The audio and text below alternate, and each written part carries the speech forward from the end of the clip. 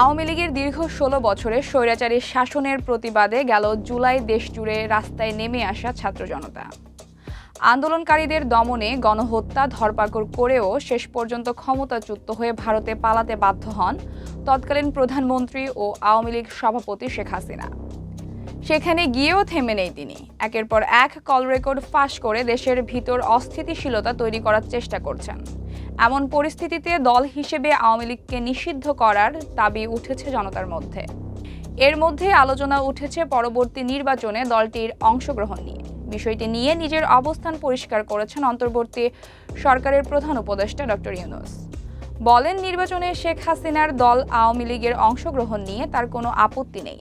ঢাকার প্রধান উপদেষ্টার বাসভবন যমুনায় দেওয়া এক সাক্ষাৎকারে সোমবার ভারতীয় সংবাদ মাধ্যম দ্য হিন্দুর অনলাইন সংস্করণে প্রকাশ করা হয়েছে। ডক্টর ইউনূস জানান, তবে রাজনৈতিক দলগুলোর বিষয়ে বর্তমান সরকারের কোনো সিদ্ধান্ত নেয়নি বলেও মন্তব্য করেন। সরকার প্রধান জানান, বিএনপি জানায় সব রাজনৈতিক দল নির্বাচনে অংশগ্রহণ করুক। সরকার দেশের প্রধান একটি দলের মতামতকে অগ্রাহ্য করতে পারে না। নিজেকে কখনো রাজনীতিবিদ হিসেবে দেখেন না বলেও জানান ডক্টর ইউনূস। ২০০৭ সালে নিজস্ব রাজনৈতিক দল গঠনের কথা জিজ্ঞেস করা হলে জানান, সেটা মাত্র ১০ সপ্তাহের জন্য। পরবর্তীতে তা বন্ধ করে দেওয়া হয়।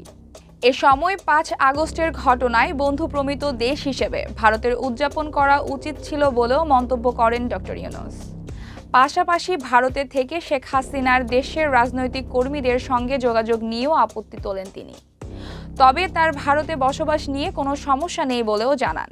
সরকার প্রধান জানান, হাসিনা বাংলাদেশিদের ডোনাল্ড ট্রাম্পকে ঢাল হিসেবে ব্যবহার করে বিক্ষোভ করতে উৎসাহিত করছেন, যাতে যুক্তরাষ্ট্র বলতে পারে বাংলাদেশ সরকার তাদের বিরুদ্ধে কাজ করছে।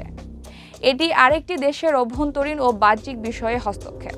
সাক্ষাৎকারে বন্দি বিনিময় চুক্তির আওতায় দিল্লি যদি হাসিনাকে ফেরত না দেয়, তবে ভারতের সঙ্গে সম্পর্ক ভালো থাকবে না বলে মন্তব্য করেন প্রধান উপদেষ্টা। তিনি জানান, অন্তর্বর্তী সরকার খুব স্বল্পস্থায়ী, তাই বাংলাদেশ ও ভারত সম্পর্কর সব দিক এখন মীমাংসা করা সম্ভব নয়। তবে পরবর্তী কোনো সরকার এটি সহজে মেনে নেবে না।